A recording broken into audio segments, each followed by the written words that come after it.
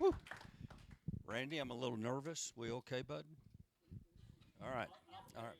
Okay, if I get south, go get me. Uh, oh, I'm sure. He's told me before. We have David Bond with us. He's the Vice President for Advocacy of the Oklahoma Council of Public Affairs. Since 2011, he's advocated the Oklahoma Capitol on issues of free enterprise, limited government, individual initiative, and personal responsibility. He's also been referred to by the Tulsa world as a prominent Oklahoma anti-tax lobbyist. Prior to the advocacy, David worked in Oklahoma elections, including executive director of the Republican State House Committee. He is a graduate of Christian Heritage High School in Del City and Oklahoma State University. So, Dave, come on up. Thank you.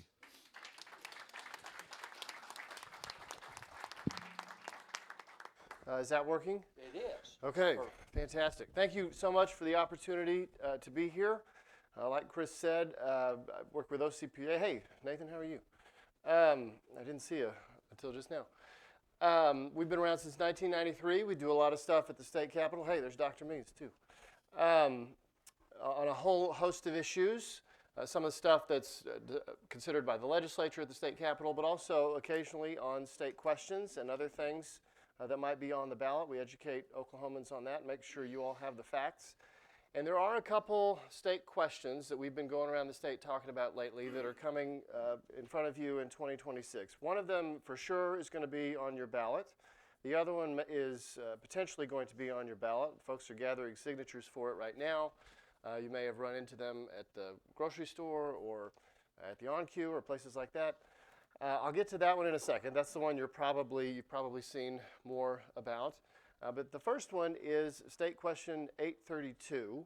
And if you have the two flyers there and are interested in more details, it's the purple one.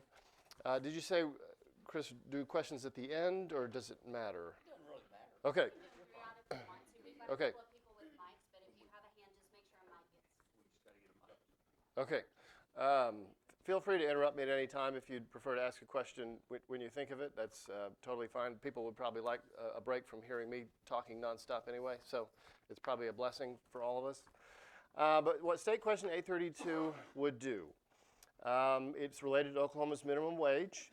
It would be on the ballot this coming June. They have gathered the signatures for it. The governor has said it's going to be on the ballot in June, on June 16th. So when you vote in the primaries for governor and the other things, this will be on your ballot. And what it would do, a lot of people say, well, it would raise the minimum wage in Oklahoma to $15 an hour. What's the big deal? It would do that.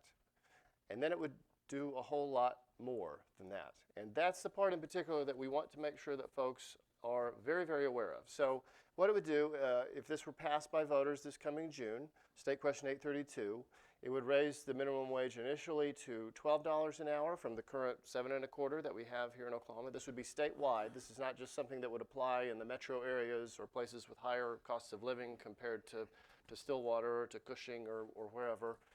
And then it would, in 2029, would go up to $15 an hour. And so from that point, at that point, it would be $15 an hour. But it doesn't stop there. What it then does from that point forward is this is just literally what it would do. It would permanently tie the minimum wage in Oklahoma to the cost of living in places like San Francisco and New York City. And if that sounds overly dramatic or hyperbole, it's not. The mechanics of how it would work is that every year, I believe on January 1st, based on federal U.S. Department of Labor statistics on national cost of living metrics. So factoring in all the states' cost of living, all the big cities' cost of living is something the U.S. Department of Labor does.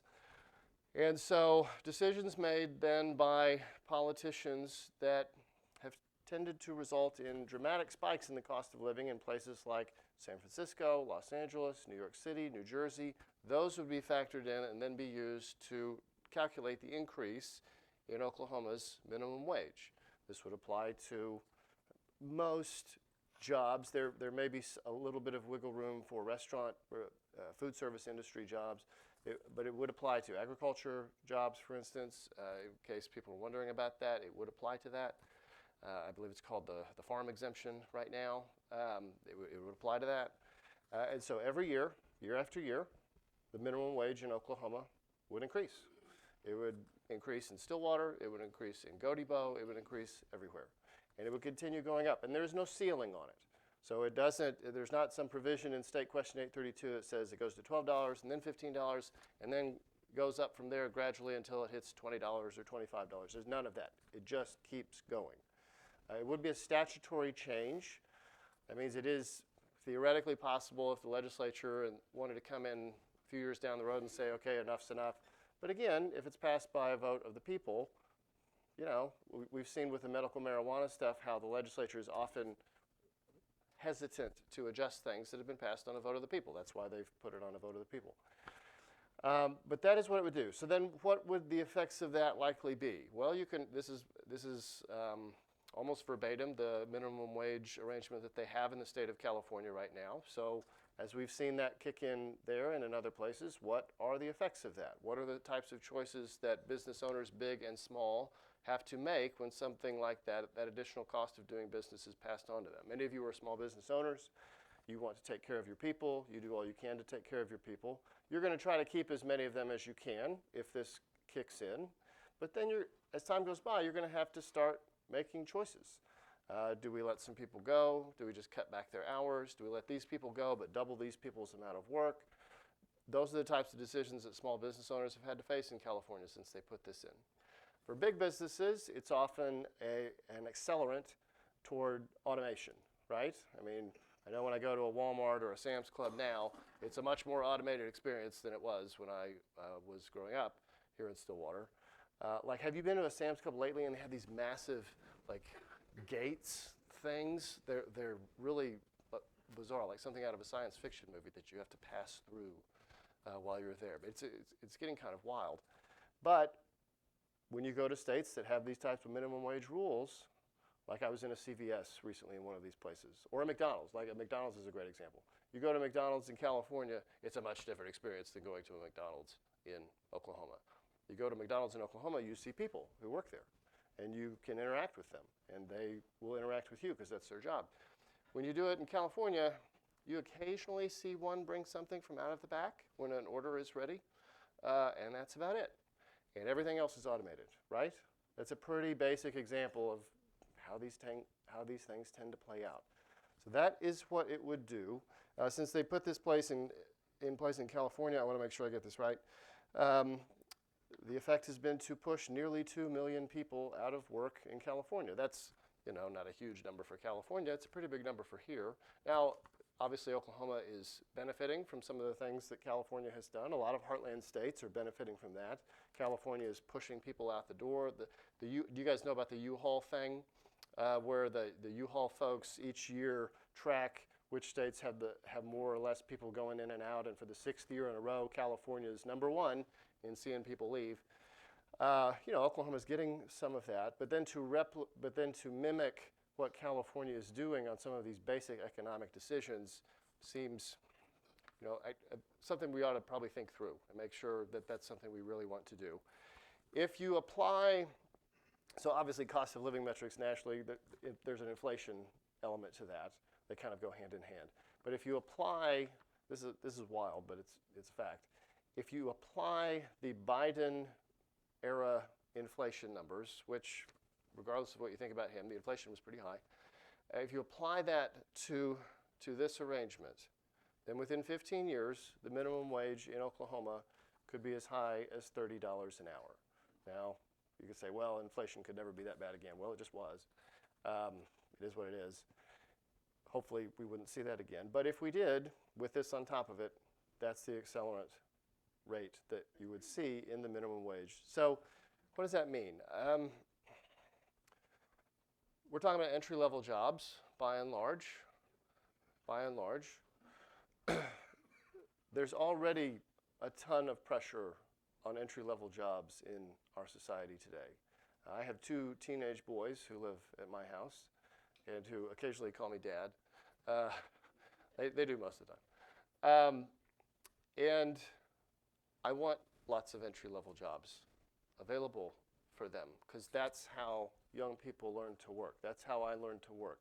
I learned to work, one of my first jobs learning to work was slicing meat and cheese, some of it pungent stuff, at the Albertsons Deli at I-240 in May in Oklahoma City.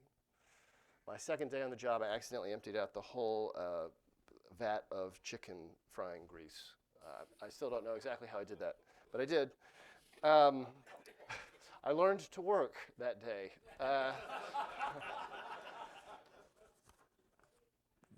Less than 2% of people right now are in minimum wage jobs in Oklahoma, and it's mostly that type of situation. There are exceptions to every rule, but those are the types of jobs we're talking about. And then that has an effect up the chain from there. These are just the facts of the matter. Different people will still say, well, we need to vote yes for this, for X, Y, and Z. But we want to make sure that you guys have the facts about State Question 832 before you go vote on it in June. And again, that will be on your ballot in June, June 16th. The other one is the one that's probably got, yes, sir. Exactly what index is this tied to? The Bureau of Labor Statistics publishes many, many cost indexes. Which one is this proposed to be tied to? The exact one is listed in the full text of the measure. I can look that up, the exact one for you before I leave. What? I'm reading the bill right now. Oh, awesome. It's the Department of Labor's Consumer Price Index for urban wage earners and clerical workers. Okay, there we go. Thank you. All right.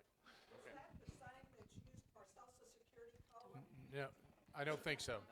I don't think the think CPI, the so. CPI for all items is used for Social Security COLA adjustments.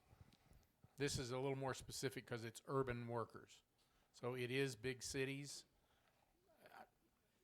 Excuse me, I'm an economist. I've worked with some of these things, so I'm a little bit familiar with them. So I was just curious as to which one it was because they publish a whole lot of price Sure. indexes. That's a really great question. Thank you for asking it. Hold on, James. Does the He's got one. minimum wage, I see it. what they're proposing on here, how does that affect farm labor? It would apply to that. It would apply to them also? Yep, it removes the farm exemption. 830, the State Question 832 does. Is there a rural price index? Consumer price index? Not that I'm aware of. Not that I'm aware of. Each state.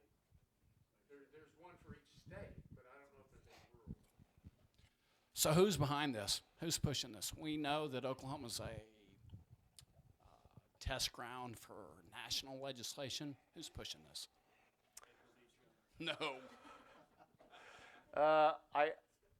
I need to do a better job of researching some of the national groups involved with this. There's also some homegrown support for it as well, but there is some out-of-state influence. I can get those specific groups to you. I can leave you here. I'll give you my. If you could give me one of your cards or email me or text me, I will send that to you. Thank you. That is a question I was thinking on the drive up here I need to be able to answer, and I'm not supposed to do that while I drive. So You were talking about the minimum wage going up and up and up. yes, ma'am. Hasn't gone up in 17 years. It's been at $7.25 since 2009. That's true. I think there's, anyway. For those of you who, it's a very factual point that you just made. I would respond to it with a question, and I'm very curious about the answer. And there's a question for all of you. For those of you who hire hourly, what was the last time you paid that?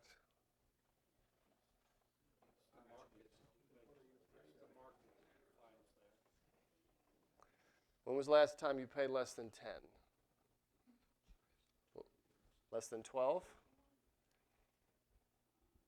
Less than 15? Experience shows that the market does, the job market, the people market, does tend to set that, regardless of what a state law says, unless the state law puts it above what the market has shown it can bear.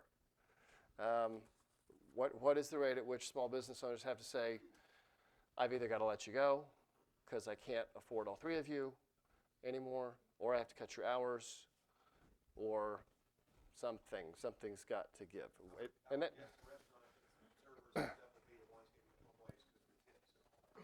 so there is some exemption for that based on the job you have in the restaurant. Some jobs are by law different than others in that regard. So there is still some of that would be left in place if this were to pass. We can. Did I? This gentleman's already got a mic, though. One more question on this one, and then we'll move on. Did I understand the earlier comment that the increase is tied to the consumer price index? Is that correct? For urban wage earners. So this statement that it's tied to the cost of living in San Francisco is not correct. Maybe we should rephrase that to the consumer price index in San Francisco. But Maybe we should. I would suggest you rephrase it Okay. truthfully. I mean, those are often synonymous terms, but we could add more specifics to the sheet. I have no. That works for me. Okay. Yeah, we can do that. So next. Okay. Next. Before we get bogged down. Okay. Here's the one you've probably been approached by someone at the grocery store within the last 2 months. Very interesting proposal. State Question 836. They're collecting signatures for it now. They have roughly until the end of the month to get at least 173,000 signatures that they would need to put it on the ballot here in Oklahoma. This would make some pretty dramatic changes to the way we do elections in Oklahoma. If it were to pass, it would be locked in the state constitution if it were to pass by a vote of the people.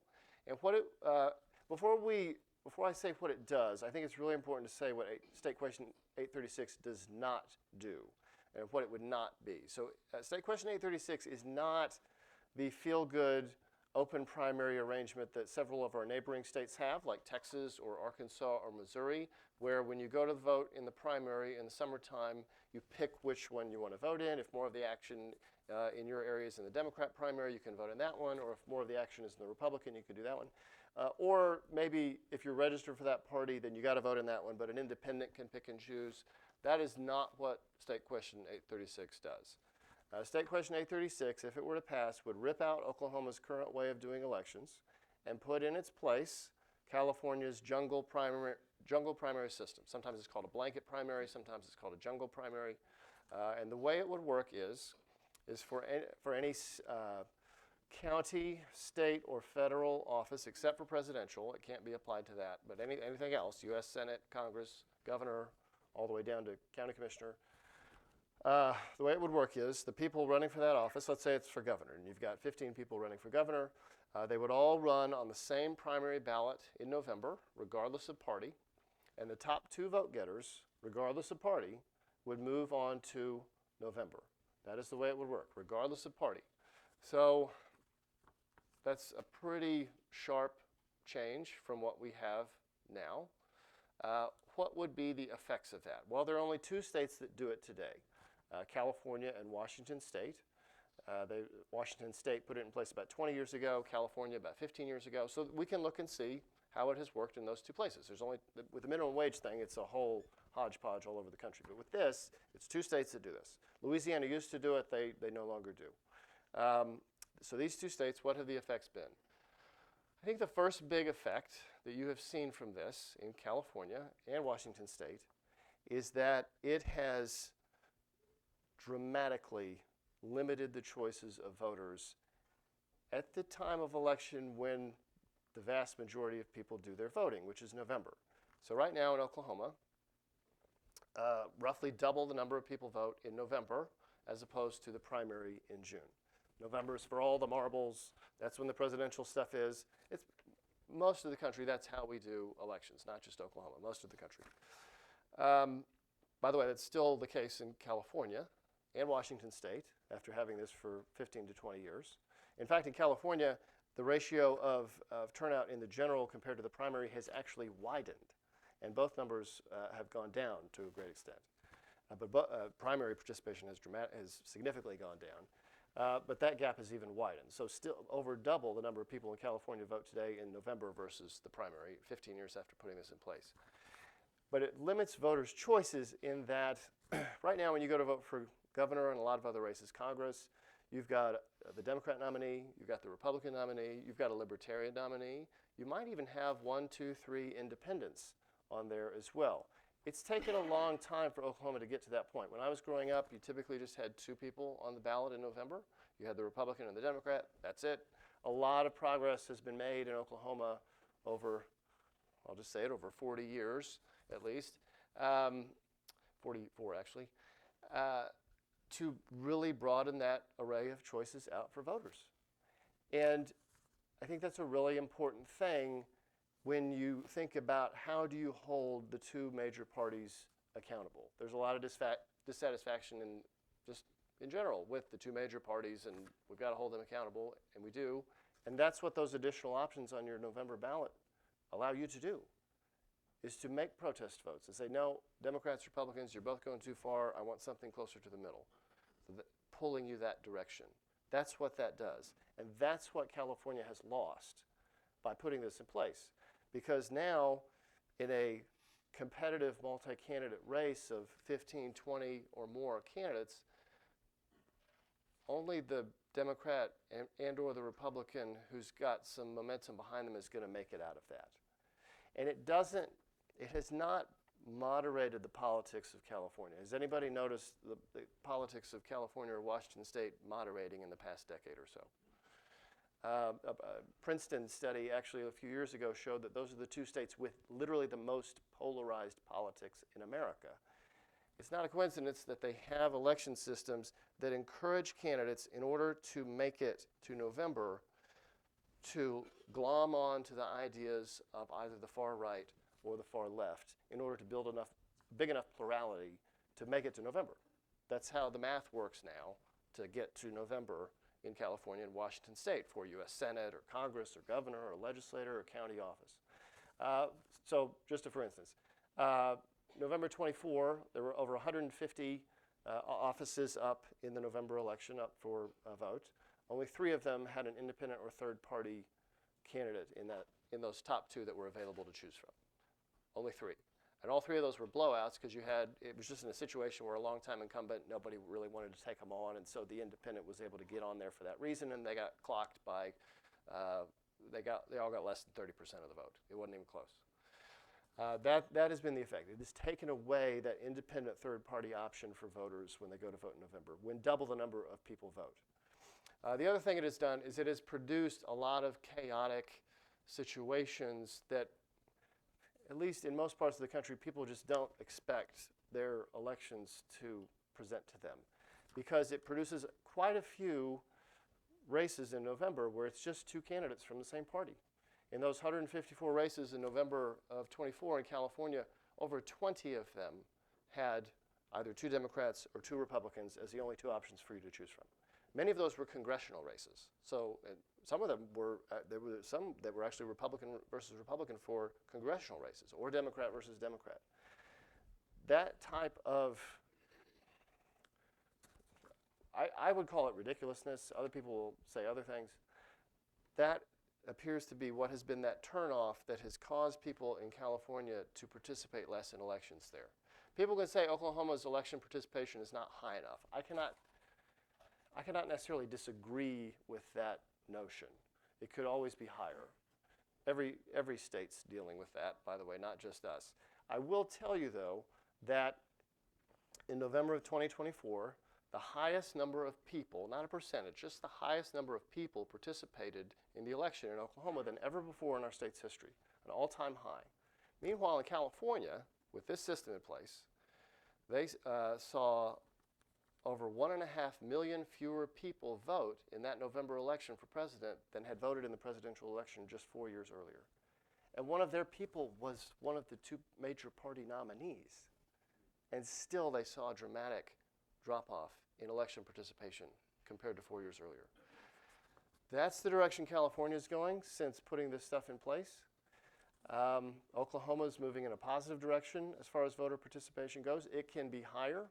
A lot of that eventually comes down to just how dissatisfied are voters in a given place with their government. I know very few people who just think their elected politicians are 100% great all the time.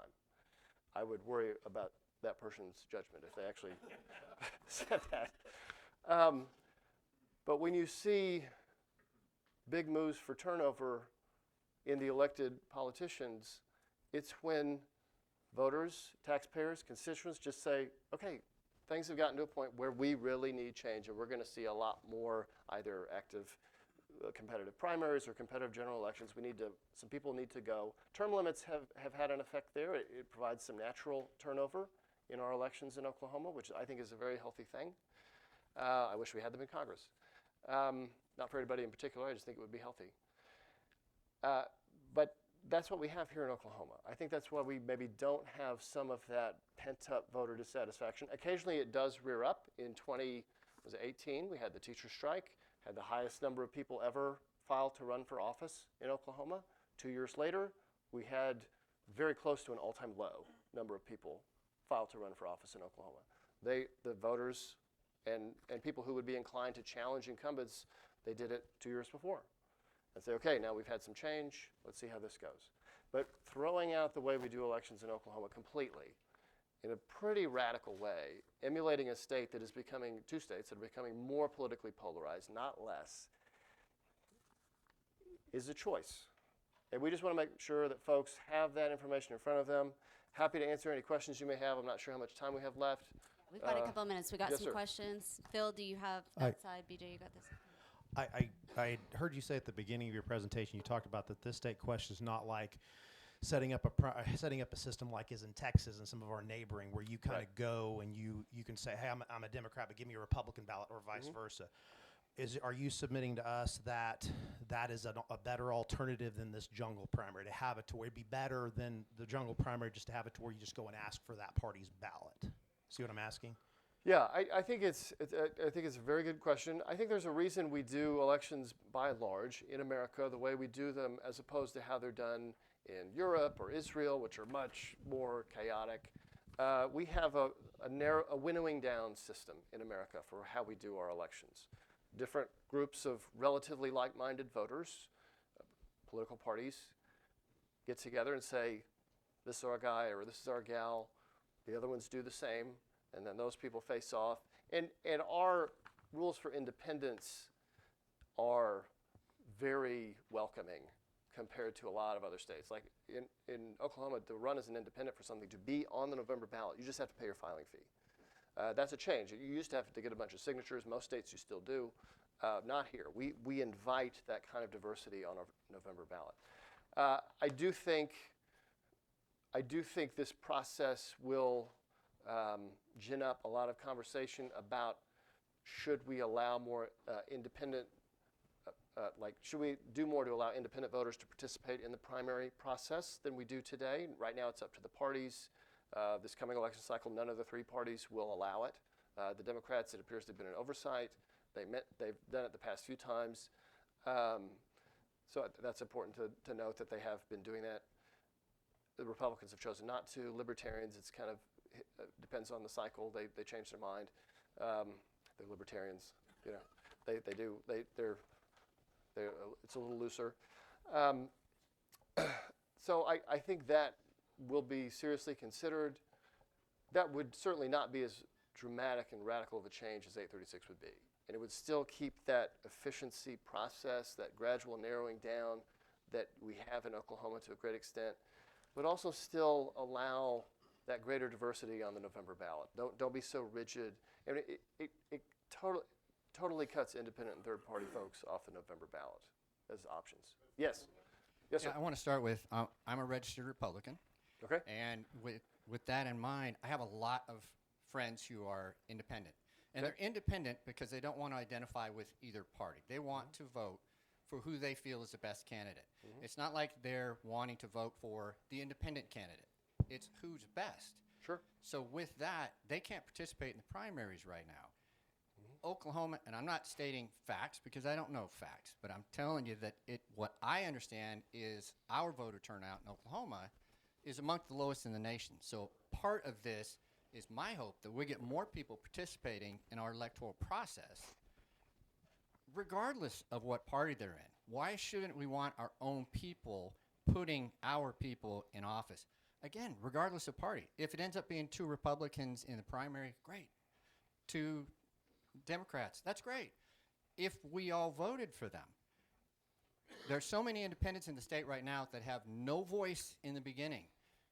And even as a Republican, I'm saying, I don't like it. I want them to have a voice too because this is their state.